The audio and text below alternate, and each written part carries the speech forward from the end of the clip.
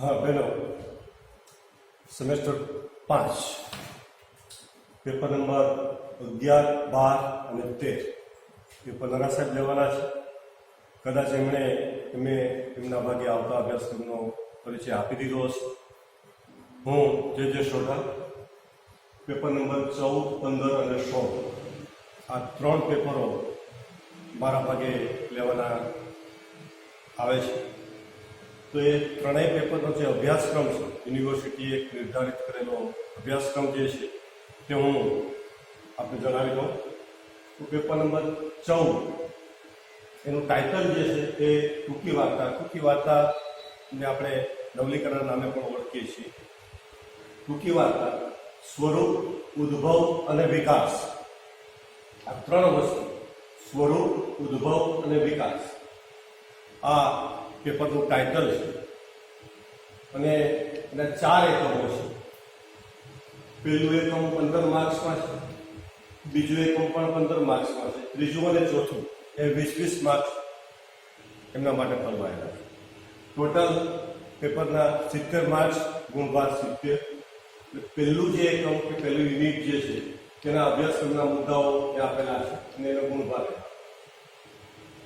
પહેલા એકમમાં નવલિકા એટલે કે ટૂંકી વાર્તા, સંજ્ઞા અને સ્વરૂપ. ટૂંકી વાર્તા એટલે કે નવલિકા એ સંજ્ઞા અને એનું સ્વરૂપ, એના વિશે આપણે વિગતે વાત કરવાની છે. એક મુદ્દો એ છે અને બીજો મુદ્દો ગુજરાતી નવલિકાનો ઉદ્ભવ અને વિકાસ. ગુજરાતીમાં મલયાણીની ગોવાલાની વાર્તાથી ટૂંકી વાર્તાની શરૂઆત થઈ છે એવું મનાય છે. તો ત્યારથી માંડીને આજ સુધીમાં જે વિકાસ થયો છે તે વિકાસ કઈ રીતે, કેવા પરિવર્તનોમાં આવ્યા છે એની વાત આપણે કરવાની છે. ટૂંકમાં ટૂંકી વાર્તાની વ્યાખ્યા, એનું સ્વરૂપ, એની લાક્ષણિકતાઓ અને એનો વિકાસ, આ મુદ્દાઓ પહેલા એકમમાં છે. અને એ પહેલા એકમ માટે 15 માર્ક્સનો ગુણભાર ફાળવાયેલો છે.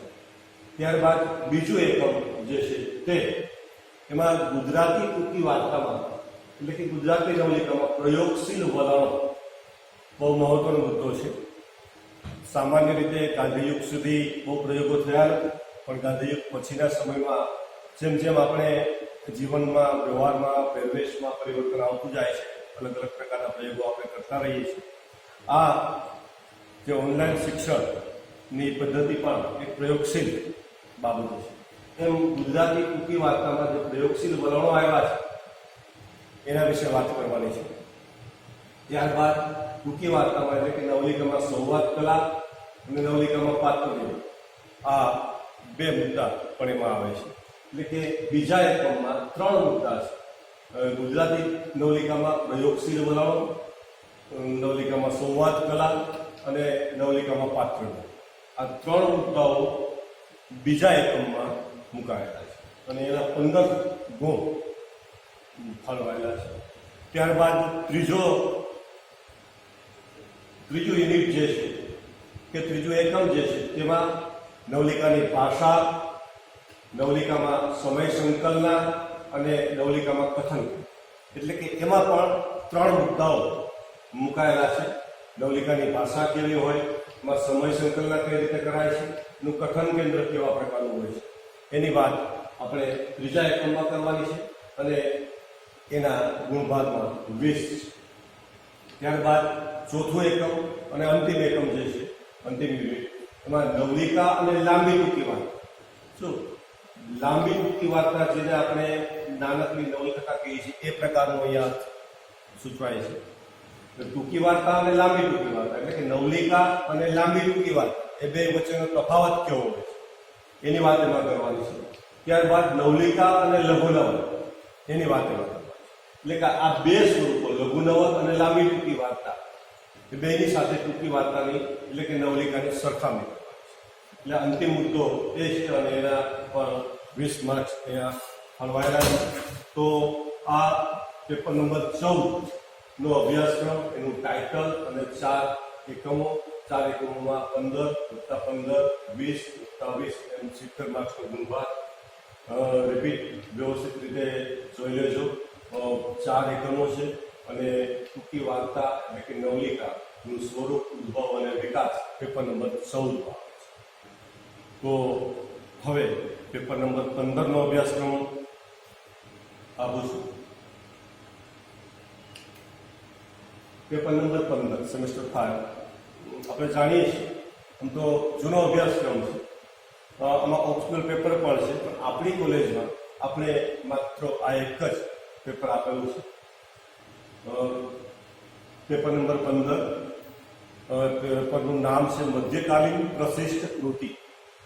મધ્યકાલીન પ્રશિષ્ટ કૃતિ અને એ છે પ્રેમ 25. એના લેખક એટલે કે સર્જક જે છે પદ્યમાં છે, કવિ છે વિશ્વનાથ ઝાલી. મધ્યકાળના મહત્વના ઘણા એવા કવિ છે વિશ્વનાથ ઝાલી, અને એનું સંપાદન જે કરાયેલું છે તે પ્રસાદ બ્રહ્મભટ્ટ દ્વારા થયેલું છે. એટલે કે પ્રેમ 25 મૂળભૂત રીતે વિશ્વનાથ ઝાલીની છે અને એનું સંપાદન પ્રસાદ બ્રહ્મભટ્ટે કર્યું છે. આ પેપરમાં પણ 4 યુનિટ છે, અભ્યાસક્રમના મુદ્દાઓ છે, અને પહેલા અને બીજા 2 એકમમાં 15-15 માર્ક્સનો ભાગ મુકાયેલો છે, અને ત્રીજું અને ચોથું જે યુનિટ છે એમાં 20-20 માર્ક્સ ફાળવાયેલા છે. તો ક્રમશઃ દરેક એકમના જે મુદ્દાઓ અભ્યાસક્રમમાં આવે છે તે જોતા જઈએ. પહેલું એકમ જે છે તેમાં મધ્યકાલીન પદ સાહિત્ય સ્વરૂપ. પદનું સાહિત્ય અહીંયા બાકી રહ્યું છે. પદનું સાહિત્ય સ્વરૂપ આપણા અભ્યાસક્રમમાં છે, કારણ કે પ્રેમ 25 એ 25 પદોનો સમૂહ છે. તો એ પદ મધ્યકાળમાં જ છે, સ્વાભાવિક છે, એટલે એનું સાહિત્ય સ્વરૂપ કેવું હોય છે એના વિશે વાત કરવાની.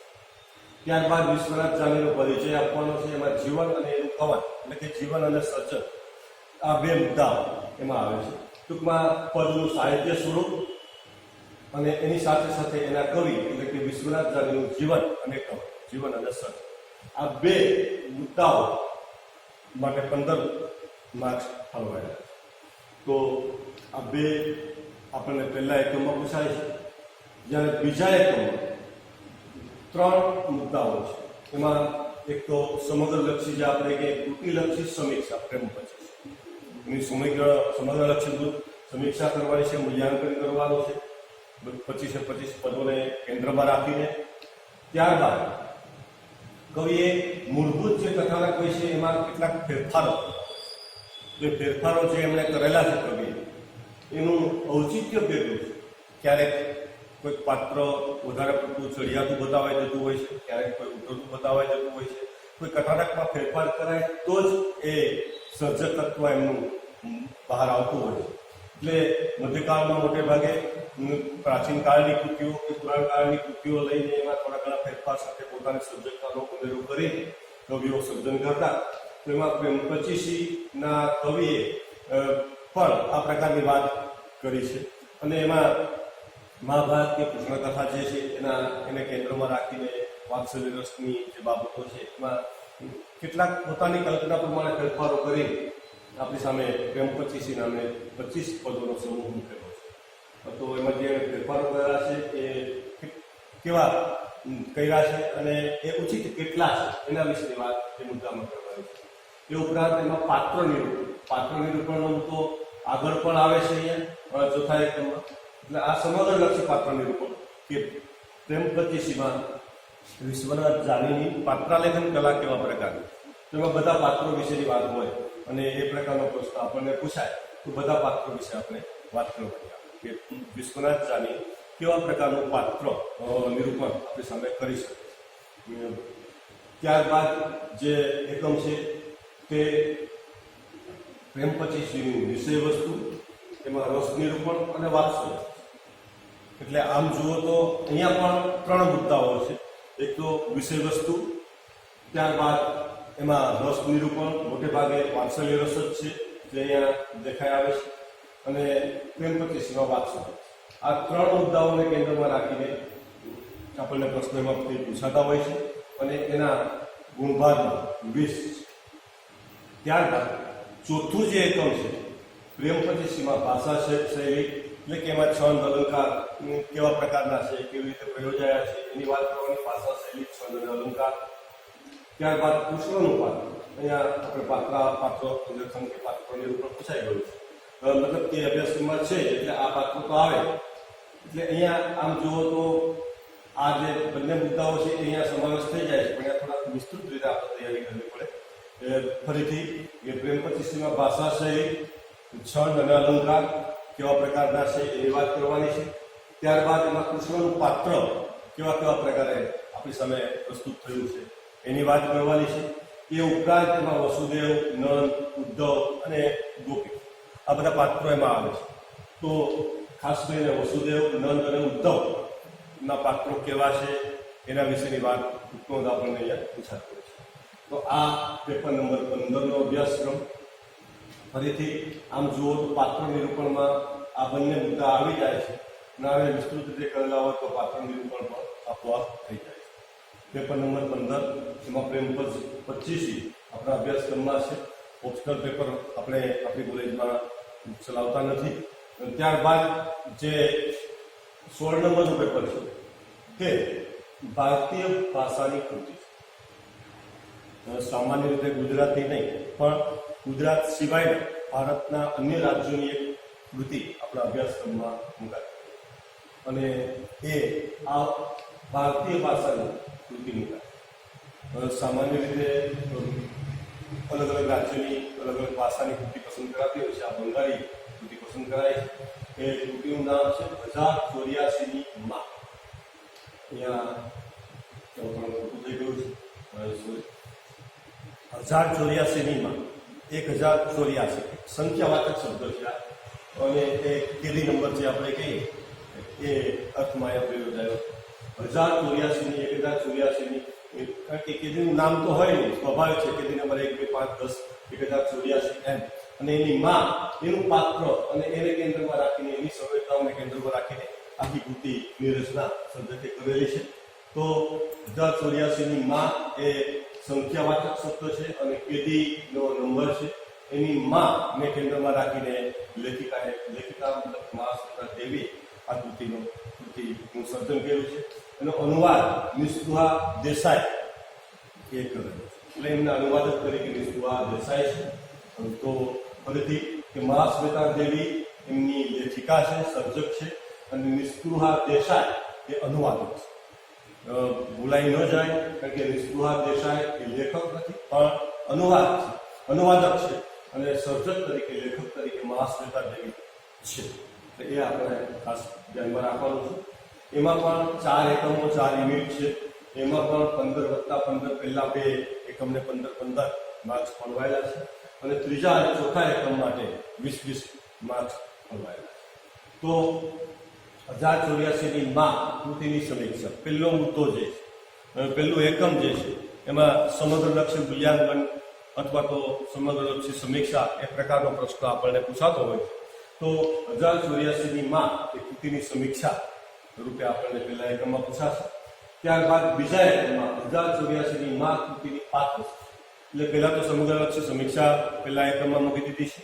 ત્યારબાદ બીજા એકમમાં અહીંયા પાત્રાલેખન જે આપણે કહીએ લેખિકાનું એ પાત્ર સૃષ્ટિ કેવા પ્રકારની છે એની વાત બીજા એકમમાં મૂકી દીધી છે. કોઈ પણ પાત્ર પણ પૂછાઈ શકે, કોઈ પણ રીતે પૂછાઈ શકે. ત્યારબાદ ત્રીજું જે એકમ છે તે 1084ની માં કૃતિમાં ભાષાના જે વિવિધ પ્રયોગો થતા હોય છે, ભાષાની એક ખાસ વિશિષ્ટતા હોય છે. તો એની ભાષા કેવા પ્રકારની લેખિકાએ પ્રયોગી છે. આપણે માટે તો નિસ્તુહા દેસાઈની ભાષા બનવાની છે કારણ કે એમણે અનુવાદ કરેલો છે મહાશ્વેતા દેવીની 1084ની માં કૃતિ. તો એ ભાષાક્રમમાં ગુજરાતીની છાંટ તો આવવાની છે, બંગાળની છાંટ થોડી ઓછી થવાની છે. 1084ની માં કૃતિમાં ભાષા કર્મ, 1084ની માં કૃતિનું કથાનક કેવા પ્રકાર અને એમાં આવતા વર્ણનો કેવા પ્રકાર. એટલે કે આ 3 મુદ્દાઓ ભાષાકર્મ, કથાનક અને વર્ણ, આ 3 બાબતોને ધ્યાનમાં રાખીને આપણને એમાંથી પ્રશ્નો પૂછાશે. મોટે ભાગે મોટો પૂછાશે અને 10-10 માર્ક્સની 2 ટિપ્પણી આપણે એમાં લખવાની છે. તો ફરીથી ત્રીજા એકમમાં ભાષાકર્મ, કથાનક અને વર્ણ આ 3 મુદ્દાઓને ધ્યાનમાં રાખીને આપણને પ્રશ્નો પૂછાવાના છે અને આપણે પણ એ રીતે તૈયારી કરવાની છે. ત્યારબાદ ચોથું જે એકમ છે મતલબ કે ચોથું યુનિટ જે છે એમાં પણ અલગ અલગ રીતે 3 મુદ્દા આપેલા છે. 1084ની માં એ કૃતિના સમાજ દર્શન એમાંથી આપણને મળતો જીવનબોધ અને એના ટાઇટલનું એટલે કે શીર્ષકનું ઔચિત્ય કેવા પ્રકારનું છે, સમાજ પ્રસંગ કેવા પ્રકાર, એ સમયનો સમાજ કેવો હતો, શા માટે આ પ્રકારની કૃતિ લખવાની જરૂરિયાત થઈ અને એમાંથી આપણને શું જીવનબોધ મળે છે એ, અને 1084ની માં આ જે શીર્ષક અપાયેલું છે, મથાળું ટાઇટલ આપણે કહીએ એ ટાઇટલ એટલે કે શીર્ષકનું ઔચિત્ય કર્યું છે. બહુ સૂચક રીતે અહીંયા શીર્ષક અપાયેલું છે. સૂચક રીતે એટલા માટે કે 1084ની માં બહુ સ્વાભાવિક છે કે એ 1084ની માં આનું વાંચનમાં પહેલી વખત તો આપણને એવું લાગે, પણ એ આંકડા સૂચક શબ્દ 1084 એ વ્યક્તિ સૂચક શબ્દ છે.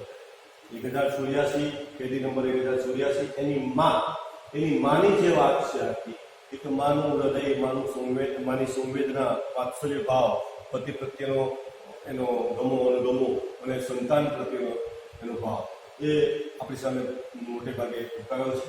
કારણ કે કેન્દ્રમાં ત્યાં કેદી નથી, કેદીની માં એટલે જે શીર્ષક મુકાયું છે, કારણ કે એને લોકો કઈ રીતે ઓળખે છે કે આ કેદીની માં છે એ રીતે ઓળખે છે. અને એની જે સંવેદનાઓ છે એ અહીંયા એક નારીની સંવેદનાઓ નારીના હસ્તે અહીંયા પ્રગટ થઈ છે.